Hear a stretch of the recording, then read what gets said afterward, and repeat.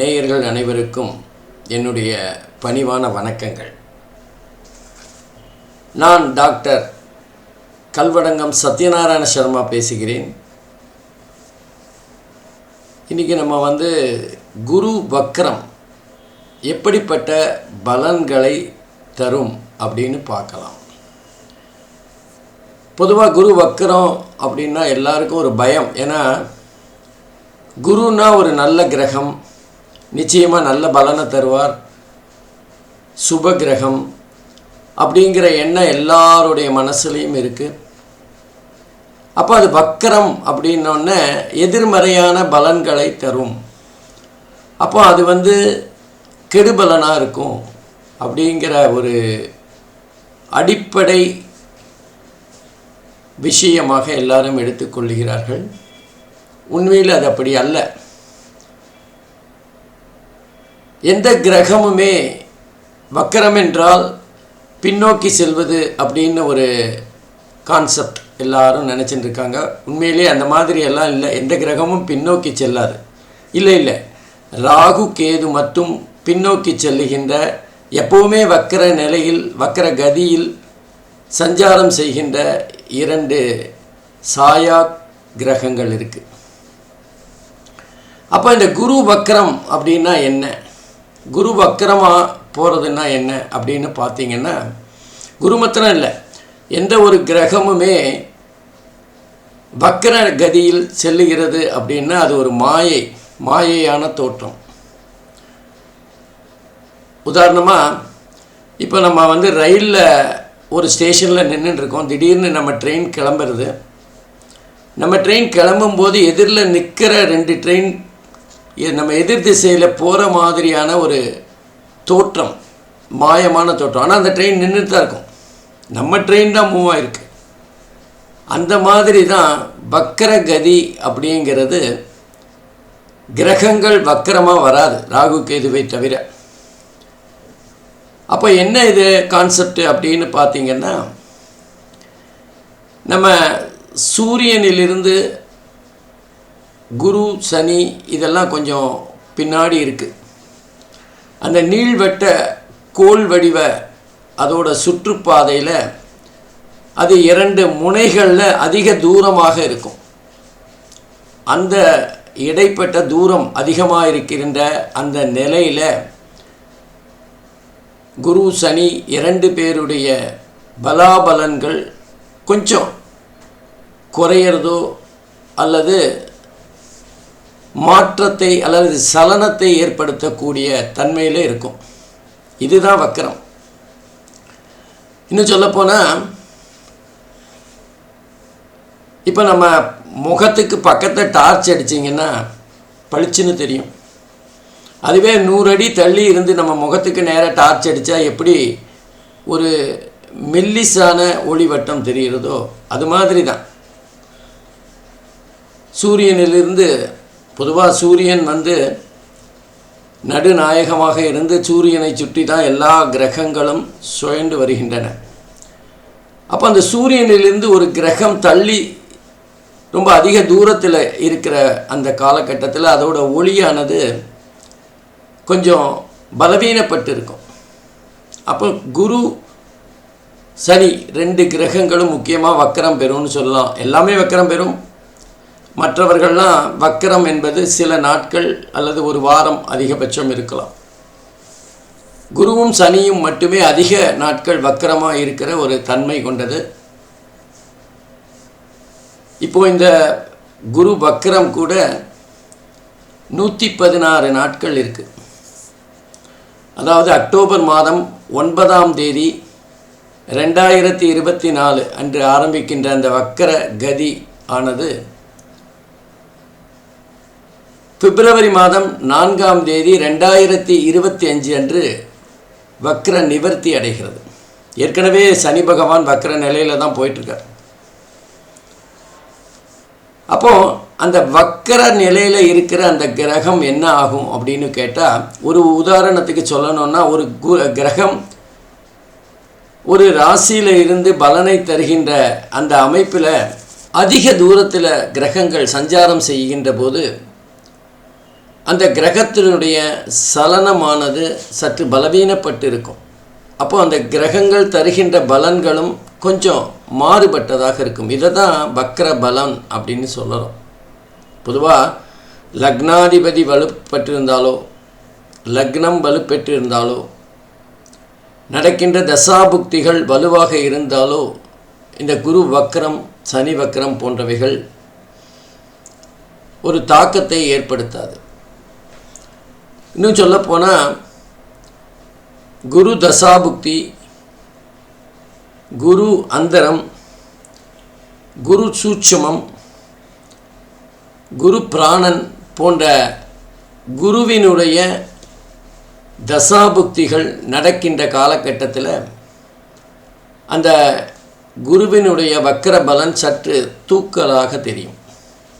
ஆகவே யாருக்கெல்லாம் குரு தசாபுக்திகள் அந்தரம் சூட்சுமம் பிராணன் நடக்கிறதோ அவங்களுக்கு அந்த குருவினுடைய பலாபலன்கள் ஒரு தெரிகின்ற வகையில் கொஞ்சம் அதிகமாக இருக்கக்கூடும்.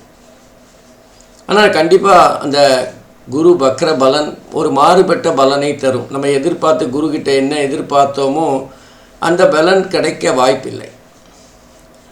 அது மாத்திரம் இல்லாமல் அந்த குரு இந்த வக்ர காலத்தில் எந்தெந்த ராசிகளை பார்க்குறாங்களோ அது பெரிய அளவில் மாறுதல் இல்லை. ஏன்னா இந்த தடவை ரிஷப ராசியிலேயே வெறும் நட்சத்திர பாதங்கள் அடிப்படையில் தான் குரு வக்ர நிலையில் போகிறார். ஆனால் 116 நாட்கள், ஒரு 3 மாதம் 20 நாட்கள்னு வச்சுக்கோங்களேன். அந்த காலகட்டம் குருவினுடைய பலாபலன்கள் 12 ராசிக்கும் சற்று மாறுதலுக்கு உட்பட்டது. எந்த மாதிரியான மாறுதல் இருக்கும் ஒவ்வொரு ராசிக்கும் தனித்தனியாக பார்த்துடலாமா? வாங்க பார்த்துடலாம். குரு வக்ர பலன் மேஷ ராசி அன்பர்களுக்கு எப்படிலாம் இருக்கும் அப்படின்னு பார்க்கலாம். பொதுவாக நம்ம ஒரு ராசி கட்டத்தை பார்க்குறோம். அப்போ குரு வக்கரமாக இருக்குது இல்லை அப்படிங்கிறத நம்ம அதுலேருந்து பார்க்கலாம். அதாவது குரு இருக்கிற இடத்துலேருந்து சூரிய பகவான் 5வது இடத்துக்கு வரும்போது வக்கரம் ஆரம்பிக்கும். அதே சூரியன் 9வது இடத்துக்கு வரும்போது அந்த வக்கர கதி வக்கர நிலை நிவர்த்தி ஆகிடும். இதுதான் ஒரு கிரகம் வக்கரமாக, அது குறிப்பாக குரு வக்கரமாக இருக்கா இல்லையா அப்படிங்கிறத பார்க்குறது. பொதுவாக மேஷ ராசியை பொறுத்தவரை 2வது வீட்டில் குரு அப்படிங்கிறது ஒரு ஜாக்பாட் மாதிரி. தனஸ்தானம், குடும்பஸ்தானம், வாக்குஸ்தானத்தில் குரு பகவான் சஞ்சாரம் செய்கிறதுங்கிறது ஒரு பெரிய வரப்பிரசாதம் தான். நிறைய பேருக்கு அது பெரிய நற்பலன்களை தந்திருக்கும். சில பேருக்கு தராது. எனக்கு கிடைக்கலையே, 2ல் தான் குரு, பலனே சரியில்லையே அப்படிங்கிறவங்க கொஞ்சம் உங்களோட தசாபுக்தி மற்ற கிரகங்களோட சஞ்சாரம் இதையும் கணத்துக்களை எடுத்துக்கணும். நீங்கள் மேலே வேகமாக போகும்போது மற்ற கிரகங்கள் பின்னோக்கி உங்களை இழுக்கிறது, அவ்வளோதான். மற்றபடி 2வது வீட்டில் குருவுக்கு அற்புதமான இடம் அப்படின்னு தான் சொல்லணும். அப்போது மேஷ ராசிக்கு இந்த வக்கர பலன் எப்படி இருக்கும் அப்படின்னு பார்க்கலாம். பொதுவாக 2வது வீடு அப்படிங்கிறது செல்வத்தை கொடுக்கக்கூடியது, பண வருமானத்தை பல வழிகளில் மேஷராசிக்கு தரக்கூடிய இடம். குடும்பத்தில் சுபிட்சமாக இருக்கும். ஏன்னா குரு பகவான் நேர்மை, ஒழுக்கம், நியாயம் அப்படி வாழ வைக்கணும் நம்மளை. ஒருத்தருக்கு குரு பலமாக இருந்தால் அவங்க நேர்மை தவறாதவங்களாக இருப்பாங்க. ஒழுக்கம்ங்கிறது ரொம்ப ரொம்ப முக்கியத்துவம் கொடுத்து வாழ்வாங்க. அப்போது குரு பகவான் 2ல் இருக்காருன்னா குரு இருக்கிற இடம் வளர்ச்சி பெறும். அப்போ செல்வம் அதிகமாக வரும். குடும்பஸ்தானத்தில் குரு இருக்கிறதுனால குடும்பத்தில் சுபிட்சம் அதிகமாக இருக்கும். அதே மாதிரி வாக்குஸ்தானம், நம்ம பேசுகிற பேச்சு, நம்ம நியாயமாக பேசலாம், நம்ம உண்மையை சொல்லலாம். ஆனால் நம்ம 4 பேருக்கு அந்த பேச்சு பிடிக்கணும், 4 பேர் அந்த பேச்சை ஒத்துக்கணும். சில சமயங்களில் நம்ம நியாயமாக ஒரு கருத்தை சொல்லுவோம், ஆனால் அதை எதிர்த்து எல்லாரும் பேசுவாங்க. அதே நேரம் மற்ற நேரத்தில் நம்ம போகிற போக்கில் 2 வார்த்தை சொல்லுவோம், அதை எல்லாரும் பிடிச்சி ரொம்ப ஸ்லாகிச்சு பேசுவாங்க. ரொம்ப அற்புதமாக இருந்து, நீங்கள் பேசினது ரொம்ப ரொம்ப அற்புதமாக இருந்துமாங்க. நம்ம இன்டென்ஷனாக பேசியிருக்க மாட்டோம். அப்போது அந்த நேரத்தில் நம்ம வாக்குஸ்தானம் பலமாக இருக்குதுன்னு அர்த்தம். அப்போ ஒரே வார்த்தை தான், ஒரே விஷயந்தான். நம்ம பேசுகிறது சில பேருக்கு சில நேரங்களில் பிடிக்கிறது, சில பேருக்கு பிடிக்காமே போயிடுது. அப்போ குரு பகவான் வாக்குஸ்தானத்தில் இருக்கும்போது உங்களுடைய வாக்கு, நீங்கள் அலுவலகத்தில் வேலை செய்கிறதா இருந்தாலும் நீங்கள் சொல்கிற பேச்சை எல்லோரும் கேட்பாங்க. நீங்கள் சொல்கிற ஆலோசனை உங்ககிட்ட வந்து கேட்பாங்க. அதே குடும்பத்துலேயும் உங்ககிட்ட ஒரு மரியாதையோடு எல்லாரும் நீங்கள் சொல்கிறத முடிவாக எடுத்துப்பாங்க. எப்போ நம்மளுக்கு ஒரு மரியாதை, அந்தஸ்து, முக்கியத்துவம் இதெல்லாம் கிடைக்கிறதோ அப்போ நம்ம மனசில் சந்தோஷமும் அதிகரிக்கும், பணமும் அதிகரிக்கும். குறிப்பாக தனம் அதிகரிக்கிறதுனால குடும்பத்தில் பணம், சந்தோஷம், நிம்மதி, மதிப்பு, மரியாதை எல்லாம் கூடக்கூடிய ஒரு தன்மையை பார்க்கலாம். அப்போது இது 2வது வீட்டில் குரு சஞ்சாரம் செய்கின்ற காலத்தில் ஏற்படுகின்ற பலன். இப்போ வக்கரமாக இருக்கார், அவர் என்ன பண்ண போகிறார் அப்படிங்கிறது தான் மிக மிக முக்கியமான கேள்வி. அப்போ அந்த பணத்தெல்லாம் வராமல் தடுத்துருவாரா, இல்லை குடும்பத்தில் நிம்மதி இல்லாமல் பண்ணிடுவாரா, இல்லை நம்ம பேசுகிற பேச்சுக்கு எல்லாரும் கண்டனம் தெரிவிப்பாங்களா அப்படிங்கிற கேள்வி எல்லாருக்கும் வரும். குரு சுபகிரகம் தான். பொதுவாக குருவுக்கு 2 பலன் தான். ஒன்று நல்ல பலன்களை தருவார், இல்லது நல்ல பலன்களை தருவதை நிறுத்தி விடுவார். அவ்வளோ. கெட்ட பலன்லாம் குரு பகவான் தரமாட்டார். 3, 4 தான் கொஞ்சம் சுமாராக. ஏன்னா நம்ம முயற்சிகளை தடுக்கிற இடம். நம்ம சுகஸ்தானத்தை வீண் செலவு எதுக்குன்னு சொல்லும்போது நம்ம ஆடம்பரமாக எதுவும் பண்ண முடியாதில்ல. அப்போ சுகஸ்தானத்தை கெடுத்துருவார். இப்போ கார் வாங்கணும்னு நினைக்கிறோம், கார் இப்போ எதுக்கு, நம்ம இருக்கிற இதில் கார்லாம் வாங்கி கடன் வாங்கணுமா அப்படின்னு நல்ல ஆலோசனை தான், நம்முடைய சுகஸ்தானத்தை தடுத்துருவார். அப்போ குரு பகவான் 3, 4 தவிர மற்ற எல்லா இடத்துலையும் குரு பகவான் தன்னுடைய நியாயத்தை தான் சொல்கிறார். 3, 4 நம்ம கொஞ்சம் அதை நமக்கு எதிராக இருக்குது, மற்ற இடங்களில் நமக்கு ரொம்ப பிடித்தமாக இருக்குது. அப்போது இந்த குரு வக்கர பலன் மேஷ ராசிக்காரங்களுக்கு எப்படி மாற்ற போகிறது அப்படின்னு பார்த்தோன்னா, இப்போ செல்வம் வரும்னு சொன்னேன், நம்ம கையில் பணம் வரும், நிறைய வரும். இப்போ வக்கர நிலையிலையும் பணம் நம்மக்கிட்ட வரும், ஆனால் பின்னாடியே செலவும் வந்து நிற்கும். 2வது, நம்ம வருமானத்தை எப்படி சம்பாதிக்கிறோம் அப்படிங்கிற இதில் வந்து சில பிரச்சனைகள் வரும். நம்ம நியாயமாக தான் அதே மாதிரி தான் சம்பாதிச்சிருப்போம். போன வருஷம் எப்படி சம்பாதிச்சோமோ, குரு 2ல் இருக்கும்போது ஆரம்பத்தில் எப்படி சம்பாதிச்சோமோ அதே மாதிரி தான் சம்பாதிப்போம். ஆனால் இப்போ தேவையில்லாமல் சில சந்தேகங்கள் நம்ம மேலே வரும். நம்முடைய ஆடம்பரம் மற்றவங்களுக்கு கண்ணை உறுத்தும்.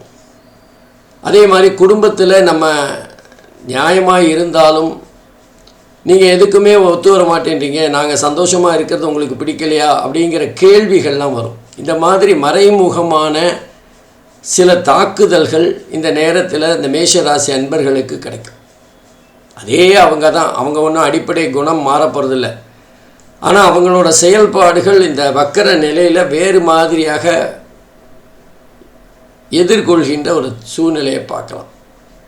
இன்னும் சொல்லப்போனால் சில பேருக்கு நல்லா தானே போயிட்டுருக்கு ஆஃபீஸுன்னு நினைக்கிறப்போ தேவையில்லாமல் ஒரு இடமாற்றம், சிறு இடமாற்றம் இல்லை, உனக்கு தான் பதவி உயர்வு தரமே, நீ வேறு ஊருக்கு போகும்பாங்க. அப்போ என்ன ஆகும், வேறு ஊருக்கு போகும்போது அங்கே ஒரு குடும்பம் இங்கே ஒரு குடும்பம்னு செலவுகள் அதிகமாகும். நமக்கு வருமானம் பதவி உயர்வு தான் தராங்க, 1000 ரூபா நமக்கு இன்க்ரிமெண்ட் தராங்க, ஆனால் நம்ம 2 இடத்துல வாடகை கொடுக்கும்போது நம்முடைய செலவுகள் அதிகரிக்கும்.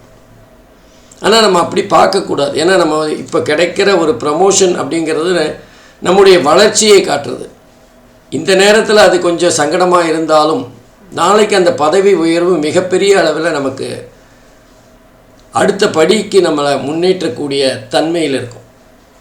அப்போது அந்த குரு பகவான் நமக்கு சில நல்ல வழிகளை காட்டும்போது சில சங்கடங்களை தருவார். எப்படி நமக்கு மருந்து சாப்பிட்டா தான் ஜுரம் சரியாகுங்கிறப்போ கசப்பான மருந்து தேனில் கலந்து சாப்பிட்றோமோ அந்த மாதிரி இப்போ தேனில் கலந்து நமக்கு சில பலாபலன்களை குரு பகவான் தரப்போகிறார்.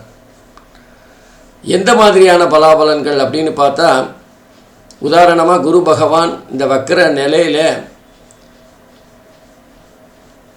மேஷராசிக்கு 6வது வீடு, 8வது வீடு, 10வது வீட்டை பார்க்குறார். 6, 8 பொதுவாக நமக்கு ருணருத்ர ரோகஸ்தானம், அதே மாதிரி 8ங்கிறது அஷ்டமஸ்தானம். குரு பார்க்குற இடங்கள் வளர்ச்சி பெறும். அப்போ அந்த கெடுபலன்கள் நம்முடைய உடம்பு படுத்துகின்ற, அதாவது நம்முடைய நோய்களை பற்றி சொல்லுகின்ற 6, 8 வளர்ச்சி அடைகிறதுனா நமக்கு நோய் அடிக்கடி வர்ற மாதிரி இருக்கும், மனத்தில் ஏதோ சங்கடங்கள் ஏற்பட்டு கொண்டிருக்கும். அதே மாதிரி 10வது வீட்டை குரு பார்க்கறதுனால நமக்கு வருகின்ற வருமானம் ஒரு குறையும் இருக்காது. இல்லை சில நேரங்களில் நமக்கு வேலையை விட்டுட்டு வேறு வேலை தேடுகின்ற ஒரு சூழ்நிலையை ஏற்படுத்தி விடுவார். இல்லது நம்ம வேலையில் ஏதாவது நியாயமான ஒரு விஷயத்தை சொல்லி அது எதிர் விமர்சனங்களை பெற்று தந்துடும். இந்த மாதிரி குரு பகவான் நமக்கு பல நன்மைகளை செய்தாலும் இந்த மேஷராசி அன்பர்களுக்கு கொஞ்சம் அதோட முடிவுகள் சுபமாக இருந்தாலும் நடுவில் நம்ம அனுபவிக்கிற இந்த 116 நாட்கள் நம்ம அதோட ஒரு கஷ்டத்தை அனுபவிக்கிற மாதிரி ஒரு சூழ்நிலை தெரியும், ஒரு தோற்றம் இருக்கும். எப்படி வக்கர நிலைங்கிறது ஒரு மாயையோ அதே போல் குரு பகவானுடைய பலன்கள் ஒரு மாயமான கஷ்ட நிலையை நமக்கு சுட்டி காட்டும். பார்க்குறதுக்கு கஷ்டமாக இருந்தாலும் முடிவில் அது சுபமாக இருக்கும். ஆகவே இந்த காலகட்டத்தில் மேஷராசி அன்பர்கள் பண கஷ்டம் இல்லைன்னாலும் பணம் செலவு அதிகமாக இருக்கிற ஒரு சூழ்நிலையை பார்க்கலாம். அதே போல் குடும்பத்திலும் சில குழப்பங்கள் வந்து செல்லலாம். நம்முடைய பேச்சு மற்றவர்களுக்கு வேறு மாதிரியாக தெரியக்கூடிய வாய்ப்புகள் இருக்குது. ஆகவே கொஞ்சம் எச்சரிக்கையாக அந்த 116 நாட்கள் இருந்தால் எல்லாமே சுபமாக முடியும். ஸ்ரீ குபேரன் டிவியை பார்த்தமைக்கு நன்றிகள். மேலும் இது போன்ற தகவல்களை தெரிந்து கொள்ள ஸ்ரீ குபேரன் டிவியை சப்ஸ்கிரைப் செய்யுங்கள். மறக்காமல் பெல் ஐக்கானை கிளிக் செய்யுங்கள்.